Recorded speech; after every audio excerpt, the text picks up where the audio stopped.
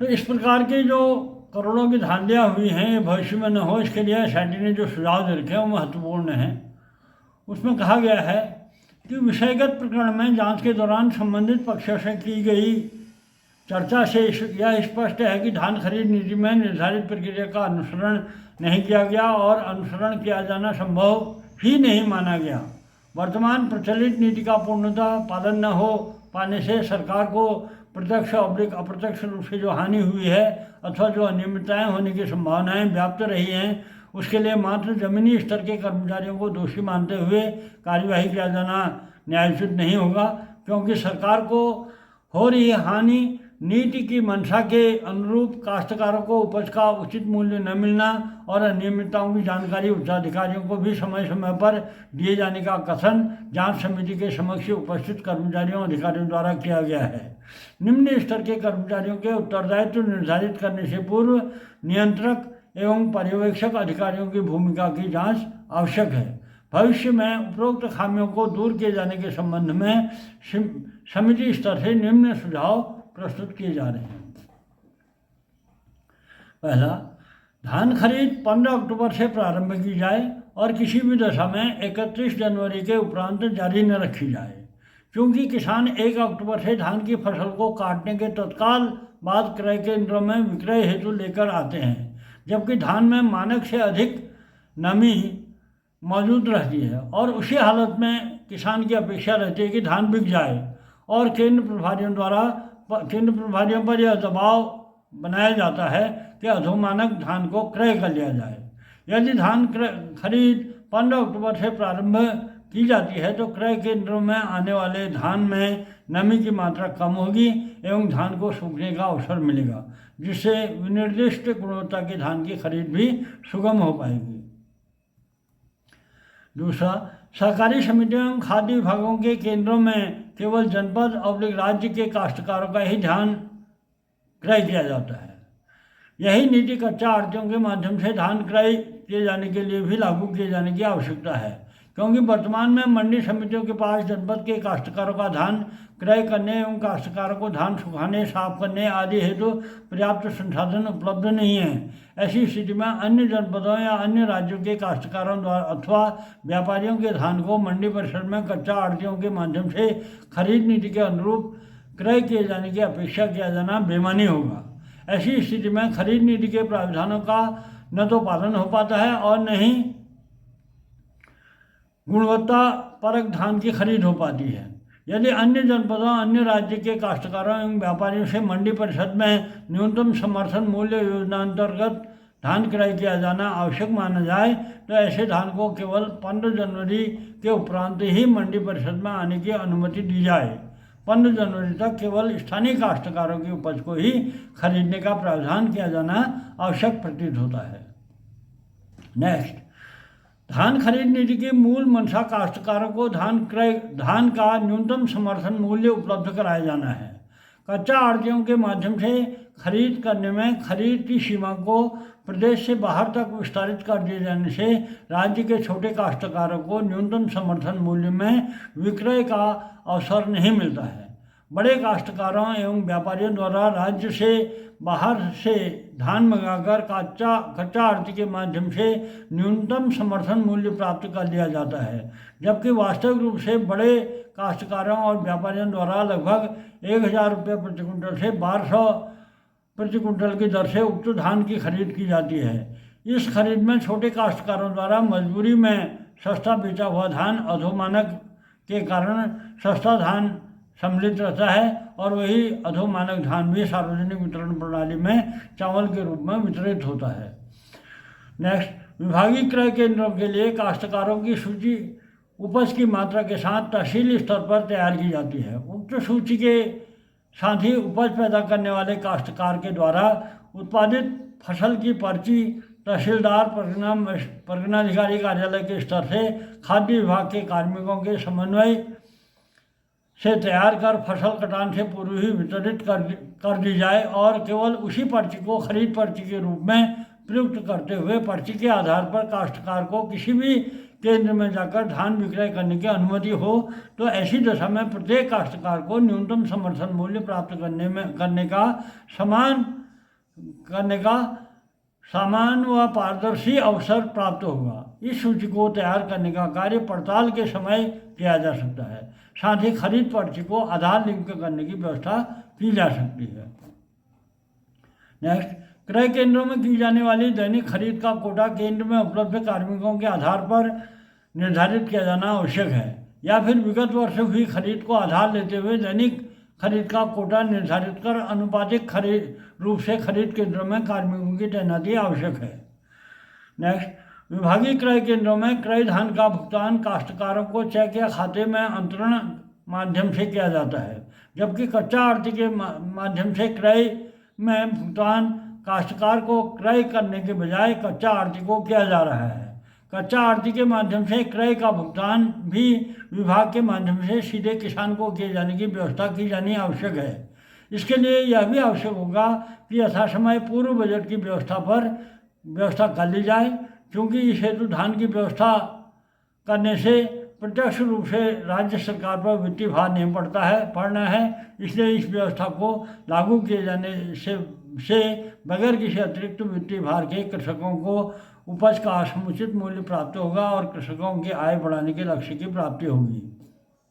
Next, विगत वर्ष जो लक्ष्य निर्धारित किए गए हैं उसमें कुमाऊं संभाग में सहकारिता विभाग के लिए 51,000 मीट्रिक टन व खाद्य विभाग के लिए 27,500 मीट्रिक टन खरीद का लक्ष्य निर्धारित किया गया, जबकि कमीशन एजेंट और कच्चा आढ़ती के माध्यम से कामन धान का खरीद लक्ष्य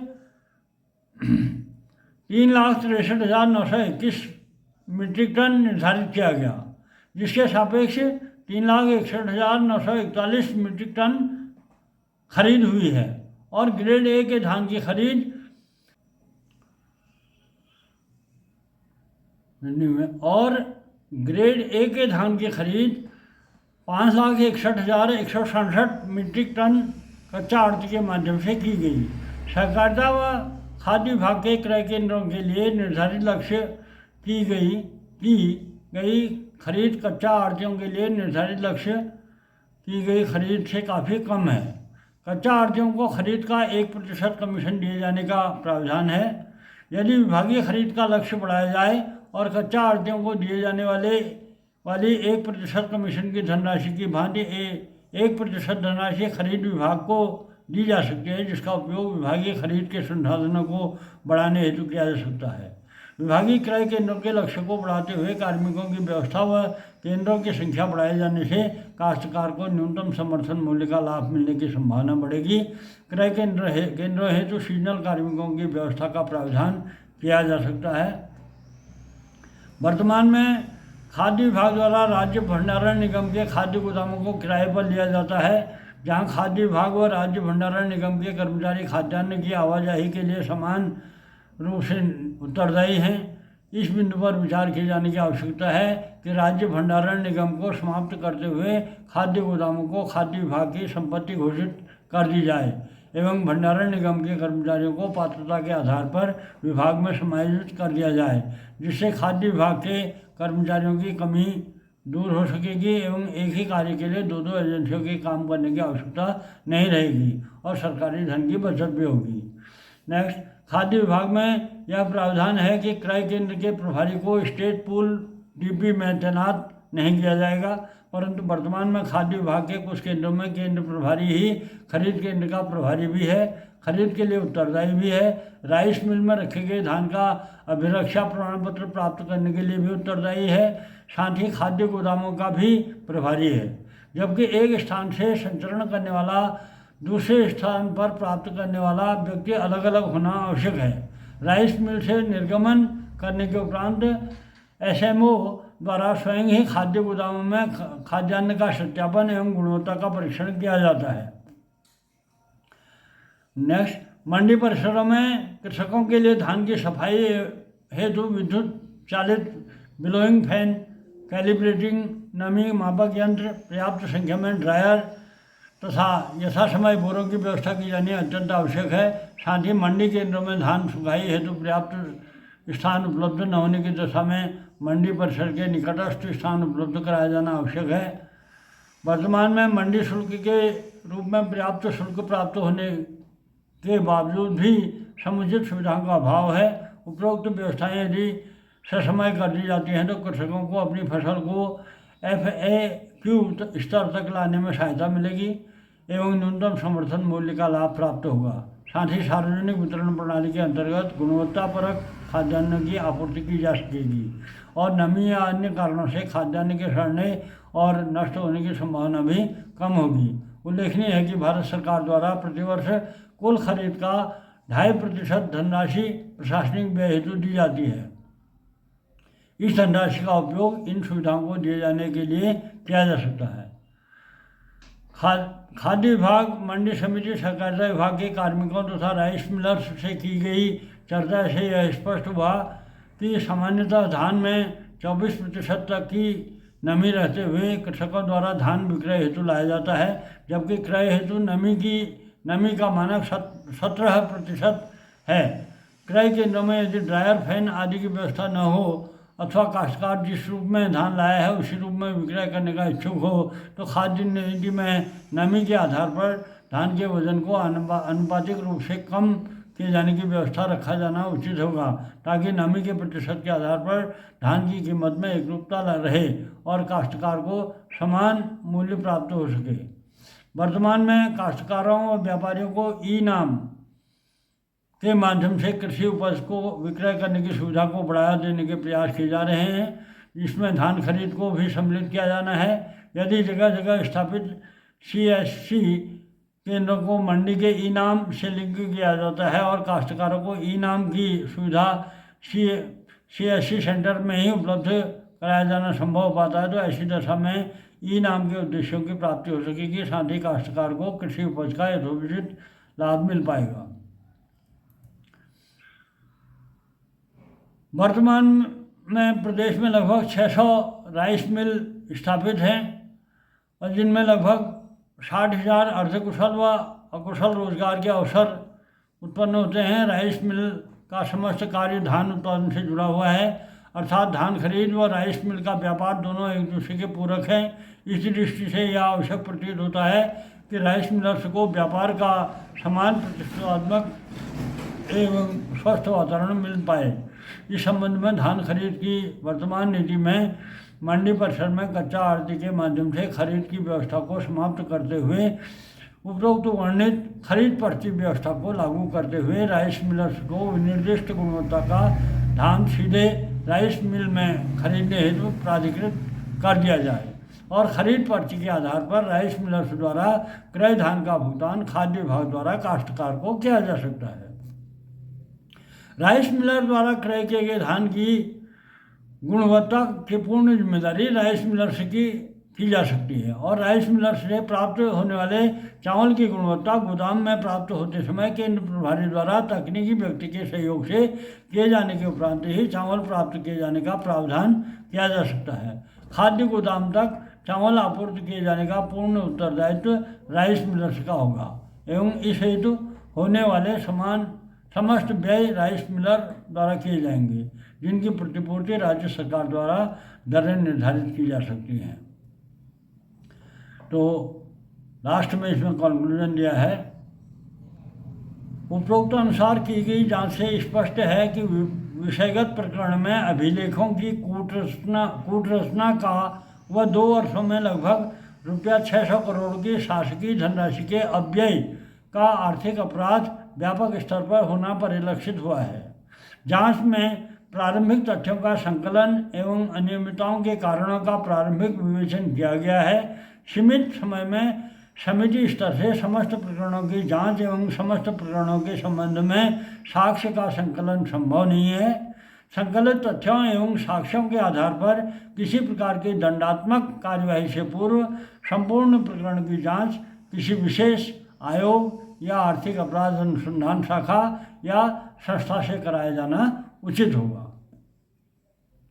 ये SIT के जो हैं SIT गठित जिनको नीचे उनके हस्ताक्षर हैं। पहला है युक्ता मिश्रा, प्रभारी अधिकारी, संयुक्त कार्यालय कलेक्ट्रेट, और विनीत तोमर परिगणाधिकारी संयुक्त मजिस्ट्रेट काशीपुर, देवेंद्र पिछा अपर पुलिस अधीक्षक, जगदीश चंद्र कांडपाल अपर जिलाधिकारी उधमसिंह नगर। तो ये एसआईटी की पूरी जांच रिपोर्ट है। इससे पता चला है कि कैसे पूरा ये घोटाला हुआ, 600 करोड़ का घोटाला हुआ, और इस घोटाले को रोकने के लिए एसआईटी द्वारा क्या सुझाव दिए गए हैं उसको आप सबने देखा समझा।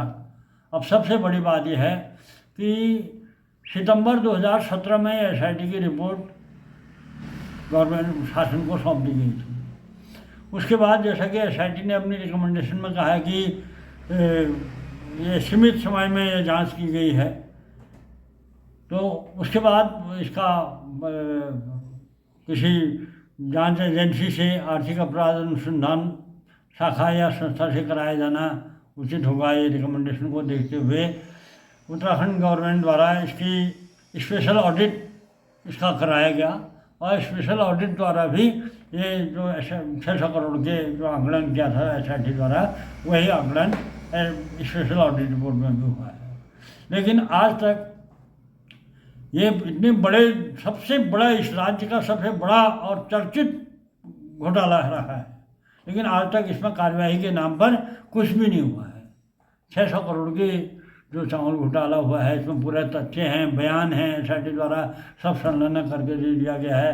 स्पेशल ऑडिट रिपोर्ट है, स्पेशल ऑडिट रिपोर्ट भी 18 में कंप्लीट हो गई थी, 20 में वो स्पेशल ऑडिट 2020 में स्पेशल ऑडिट रिपोर्ट जारी हुई, लेकिन अभी तक वो जो उसमें ऑडिट क्लस्टर हैं उनका निस्तारण के बारे में कोई कार्यवाही नहीं हुई है। तो ऐसी एसआईटी की रिपोर्ट और ऐसे स्पेशल ऑडिट की पर क्या फ़ायदा, जो फ़ायदा में धूल भाग रही है हिंदुस्तान में। ये सोचने वाली बात है।